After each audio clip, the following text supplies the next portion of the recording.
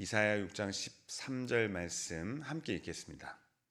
그 중에 10분의 1이 아직 남아 있을지라도 이것도 황폐하게 될 것이나 밤나무와 상수리 나무가 배임을 당하여도 그 구루터기는 남아 있을 것 같이 거룩한 씨가 이 땅의 구루터기니라 하시더라. 아멘. 큰 나무가 베어진 자리를 보신 적이 있습니까? 무성했던 잎도 다 사라지고 또 넓게 뻗어있던 가지도 잘려 나갔습니다. 남은 것은 볼품없는 구루터기 뿐입니다. 사람의 눈에는 그 나무의 생명이 다한 것처럼 보입니다. 그런데 계절이 지나고 나면 그 구루터기 옆에서 작은 싹이 올라오는 것을 볼 수가 있습니다. 땅 위의 나무는 잘렸지만 땅 속의 뿌리는 아직 그 생명이 남아 있었던 것입니다. 오늘 본문 말씀이 보여주는 유다의 모습도 그렇습니다. 죄로 인해 나라가 황폐해졌고 백성들은 먼 곳으로 옮겨질 것이라고 이야기합니다. 심지어 남은 10분의 1조차도 하나님의 심판을 피할 수는 없습니다. 나무가 밑동까지 베이는 것처럼 모든 것이 잘리고 무너지는 상태를 보여주는 것입니다. 그런데 하나님께서 그 유다에게 마지막 말씀을 남기시는 것이죠. 거룩한 씨가 이 땅의 구루터기니라 라고 말입니다. 사람들은 잘려나간 가지를 보지만 하나님께서는 남겨두신 그 씨를 본다라고 하는 것입니다. 모든 것이 끝난 것처럼 보이는 그 자리에서도 하나님의 구원은 계속되고 있음을 보여줍니다. 그래서 오늘 말씀을 통해 하나님께서 자신의 백성을 어떻게 어디에서 다루고 계시는지를 오늘 살펴보고자 합니다. 먼저 하나님은 우리가 의지하고 있던 것들을 흔드시는 하나님이십니다. 이사야는 하나님께서 맡기신 말씀을 듣고 이렇게 다시 묻습니다. 주여 어느 때까지니까? 바로 이 모든 일들이 어느 때까지 그렇게 이루어지겠습니까? 라고 하는 것이죠. 이 이사야는 어떠한 말씀을 듣고 지금 이러한 질문을 던지고 있는 것입니까? 백성들은 계속해서 하나님의 말씀을 들었지만은 그 마음을 하나님께로 열지는 않았습니다. 보고도 깨닫지 못하고 들으면서도 받아들이지 못했다라고 하나님께서 그 백성을 평가하셨습니다. 하나님께서는 그 상태가 언제까지 이어질 것인지를 이사야에게 말씀해 주십니다. 성읍들이 황폐해지고 집에는 사람이 없어지며 또 땅은 버려진 곳처럼 될 때까지 이러한 일들이 이루어질 것이다. 백성이 먼 곳으로 옮겨지고 이 땅에 남아있는 그 10분의 1 그 정도 되는 사람들조차 하나님의 심판을 결코 피하지 못할 것이다 라고 이사야에게 이야기해 주었습니다. 그렇다면 왜 이토록 처절한 심판이 이스라엘 백성 가운데 필요했을까요? 이 유다의 백성, 그들 가운데에는 죄가 마음 깊은 곳까지 뿌리 내리고 있었기 때문에 하나님은 이러한 심판을 이 유다 백성에게 주시기로 하신 것입니다. 그들에게는 성전이 있었습니다. 제사도 드렸습니다. 절기도 지켰습니다. 그런데 이러한 하나님의 백성이라고 하는 이름을 가지고 있었음에도 불구하고 진정 그 마음은 하나님께 가지고 나아가지 못했던 것입니다. 그들의 삶 속에서 하나님의 말씀을 기준 삼아서 살아가는 공의가 사라졌습니다. 힘 있는 사람들은 약한 사람들을 억눌렀고 또 재물과 권력을 쫓아 살았습니다. 악을 선이라고 부르면서 또한 선을 악이라고 부르면서 그렇게 불의하게 살았던 것입니다. 그들은 성전이 서 있었으니 이제는 우리가 안전하고 우리가 이렇게 살아가도 된다고 생각을 했습니다. 제사를 드리고 있으니까 하나님께서 자신들을 지켜주실 것이라고 확고하게 믿었습니다. 신앙의 모양을 붙들고 사니까 하나님께서 우리를 사랑해 주실 것이라고 그렇게 여겼습니다. 그러면서도 이들은 하나님의 말씀에는 전혀 순종하며 살지 않았던 것입니다. 그래서 하나님께서는 그들이 의지하던 그 삶의 모든 것들을 흔들어 놓으셨습니다. 성전보다 성전의 주인이신 하나님을 바라보게 만드시는 것입니다. 제사의 형식보다 순종하는 마음을 다시금 되찾도록 만드시는 것입니다. 과거에 받은 은혜보다 바로 오늘, 현재 그 믿음을 가지고 살아갈 수 있도록 하나님께서 만들어 주시는 것입니다. 사랑하는 성도 여러분, 우리도 오늘 오랜 신앙생활 가운데에서 익숙해지면 이 유다의 백성들처럼 형식적으로 변하기가 쉽습니다. 교회에 오래 다녔다는 사실이 마음의 위안을 가져다 줍니다. 맡은 직분과 또 봉사의 경험이 우리로 하여금 우리가 든든한 신앙을 가지고 있는 것처럼 여기게 만듭니다. 과거에 뜨겁게 열렬히 기도했던 그 기억들이 오늘 현재를 살아가는 우리의 추억이 됩니다. 그러나 하나님께서는 보시고 싶어 하시는 것이 있는 것입니다. 바로 오늘, 현재 그 마음이 온전히 하나님께로 향하고 있는가, 그 하나님을 바라보고 있는가, 바로 그것을 우리의 마음을 보고 싶어 하시는 것이죠. 지금도 하나님을 사랑하고 있는지, 바로 지금도 말씀 앞에서 자신을 낮추어서 겸손히 그 말씀을 경청하고 있는지, 지금도 죄를 깨닫고 하나님께로 날마다 그 마음과 중심을 돌이키고 있는지를 하나님은 보고 싶어 하십니다. 과거의 은혜는 감사의 제목이 됩니다. 그 은혜는 바로 오늘의 삶 속에서 순종으로 이어나가야 하는 것입니다. 말씀이 내 고집을 찌르고 다룰 때에, 내 마음의 중심의 죄악들을 밝히 드러낼 때에 우리는 변명부터 늘어놓고 있지는 않은지 살펴보아야 합니다. 말씀이 내 욕심을 드러내고 내 마음의 중심이 하나님 앞에 정직하게 적나라하게 드러날 때에 나는 그것을 내기가 아닌 다른 사람의 이야기처럼 듣고 있지는 않은지 우리의 중심을 살펴보아야 하는 것입니다. 이렇게 하나님께서 그 말씀을 가지고 우리의 심령을 찌르며 우리의 삶을 흔드실 때가 있는 것이죠. 우리의 인생의 계획이 때때로는 계획했던 대로 되지 않을 때가 있습니다. 의지하던 사람이 우리의 곁을 떠나가기도 합니다. 자신이 있게 붙들었던 인생의 수많은 것들이 내 손에서 흩어지고 떠나가는 것을 경험할 때도 있는 것이죠.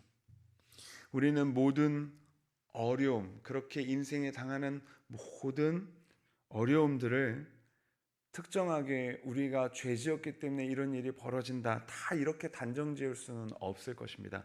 그럼에도 불구하고 우리의 인생 가운데에서 혹 이렇게 흔들리는 순간들이, 어려운 순간들이 다가온다면 그래도 한 번쯤 우리의 인생을 되짚어 보면서 혹 우리가 하나님이 아닌 다른 것들을 내 손에 붙들고 의지하며 살았지는 않았는지 뒤돌아볼 필요가 있는 것입니다. 혹 우리가 인생에 있어서 소중하게 붙잡고 있던 이것을 하나님 앞에 내려놓아야 하지는 않는지 우리는 생각해 봐야 합니다. 우리가 안주하고 안전하다고 여겼던 그 삶의 자리에서 흔들릴 때에 혹 하나님께서 내게 특별히 요구하시고 순종하라고 이야기하고 있는 것은 아닌지 살펴보아야 합니다. 그래서 시브리서 12장 10절에서는 하나님께서 자신의 백성을 다루시는 목적을 이렇게 이야기하고 있습니다. 그들은 잠시 자기의 뜻대로 우리를 징계하였거니와 오직 하나님은 우리의 유익을 위하여 그의 거룩하심에 참여하게 하시느니라.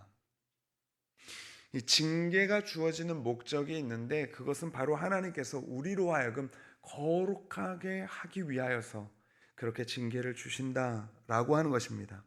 하나님께서는 자신의 백성을 거룩하게 세우기를 원하십니다.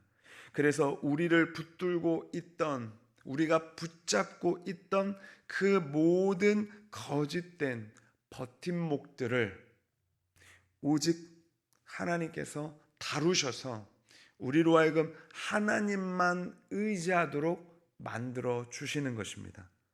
때로는 그 방법으로 징계를 사용하신다라고 하는 것이죠.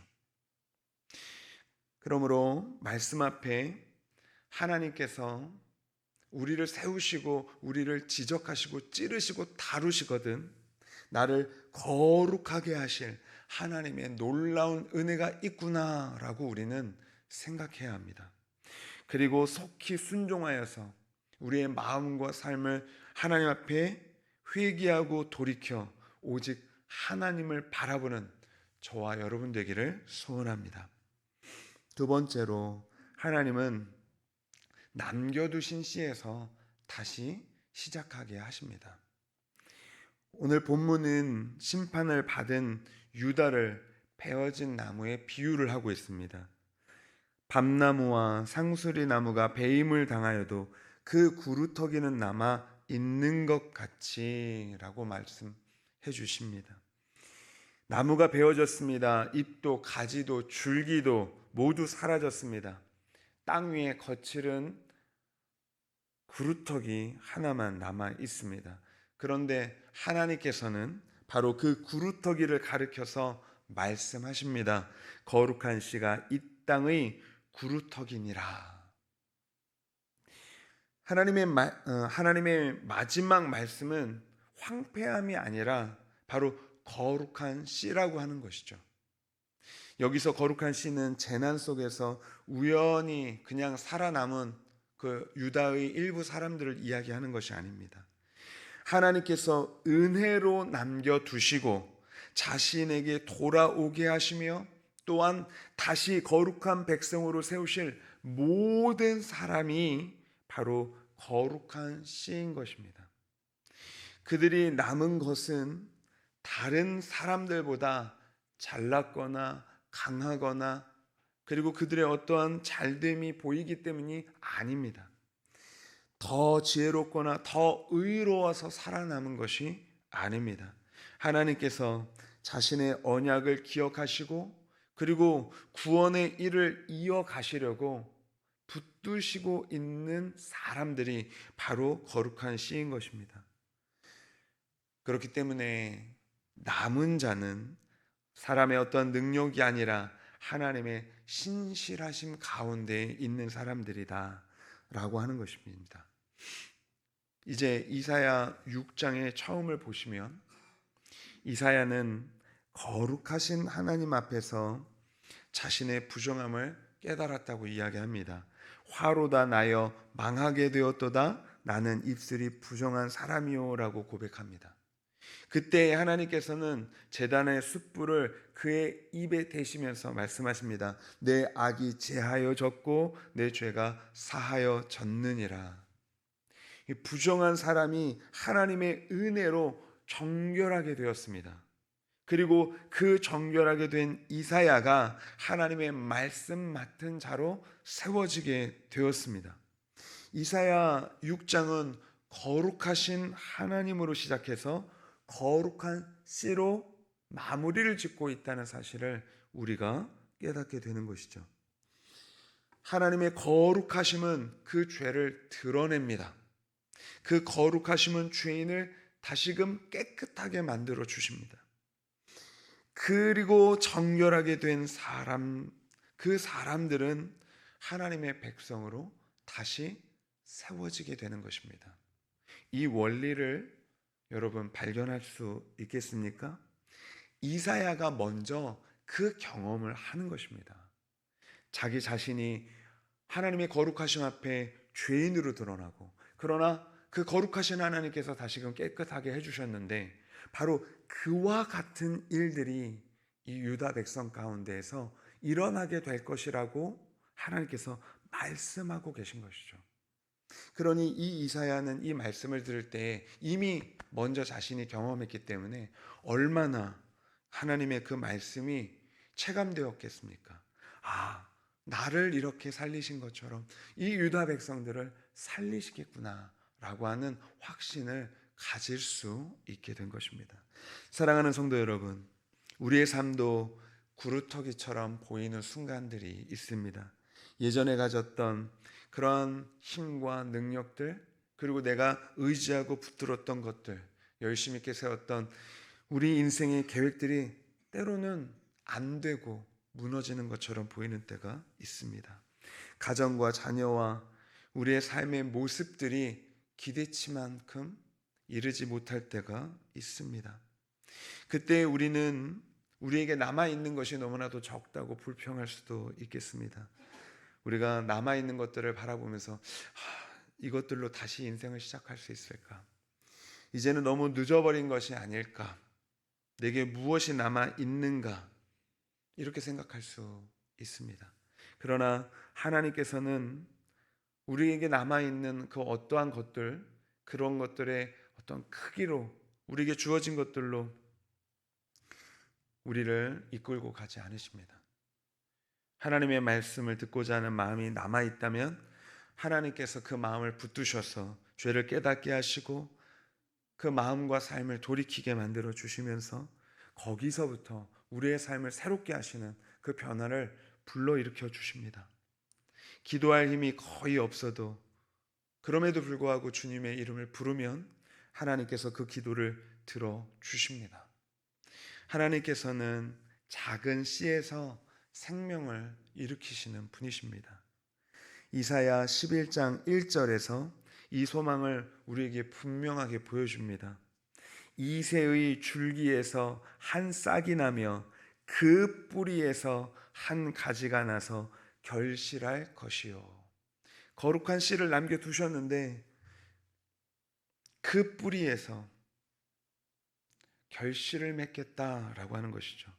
다윗의 왕조는 베어진 나무처럼 쇠약해졌습니다. 왕의 영광도 사라지고 나라의 힘도 무너졌습니다. 그러나 하나님께서는 이새의 그 구루터기 한 싹에서 소망이 나게 하셨습니다. 바로 그분이 예수 그리스도이십니다. 예수님께서 십자가에 달려 죽으셨을 때에 제자들의 소망도 함께 무너졌습니다. 예수님의 몸이 무덤에 놓이자 모든 일이 끝난 것처럼 여겨졌습니다.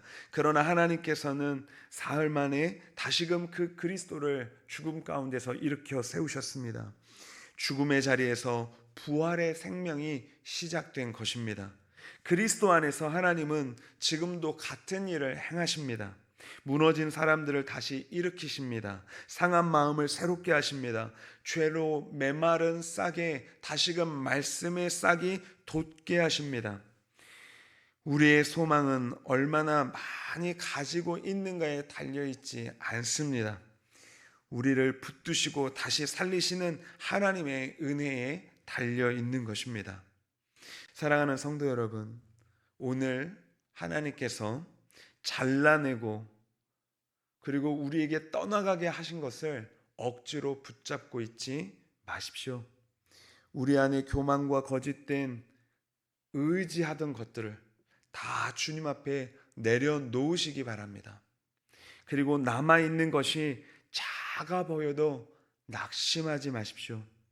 그리스도를 붙드는 믿음의 씨가 있다면 하나님께서 바로 그곳에서 우리의 인생을, 우리의 삶을 다시 시작하게 하실 것입니다. 오늘 이 아침 우리를 거룩하게 하시는 하나님의 손에 우리를 맡기시는 여러분 되시기 바랍니다. 구루터기에서도 새 생명을 일으키시는 그 하나님을 믿으며 살아가는 저와 여러분 되기를 간절히 소망합니다. 기도하시겠습니다. 살아서 역사하시는 하나님 아버지, 내가 의지하였던 거짓된 인생의 모든 버팀목들을 내려놓게 하시고 오직 하나님만 의지하여 살아가게 하옵소서. 말씀 앞에서 내 죄와 교만을 깨닫고 돌이켜 하나님의 거룩하심에 참여하는 우리 모두가 되게 하여 주시옵소서. 모든 것이 무너진 것처럼 보여도 낙심하지 않게 하여 주옵시고 그 구루터기에서 새 생명을 일으키시는 하나님만을 바라보는 믿음을 주시옵소서. 예수 그리스도의 이름으로 기도드리옵나이다. 아멘. 하늘에 계신 우리 아버지여, 이름이 거룩히 여김을 받으시오며 나라가 임하시오며 뜻이 하늘에서 이루어진 것 같이 땅에서 이루어지이다. 오늘 우리에게 일용할 양식을 주시옵고 우리가 우리에게 죄 지은 자를 사하여 준 것 같이 우리 죄를 사하여 주시옵고 우리를 시험에 들게 하지 마시옵고 다만 악에서 구하시옵소서. 나라와 권세와 영광이 아버지께 영원히 있사옵나이다. 아멘.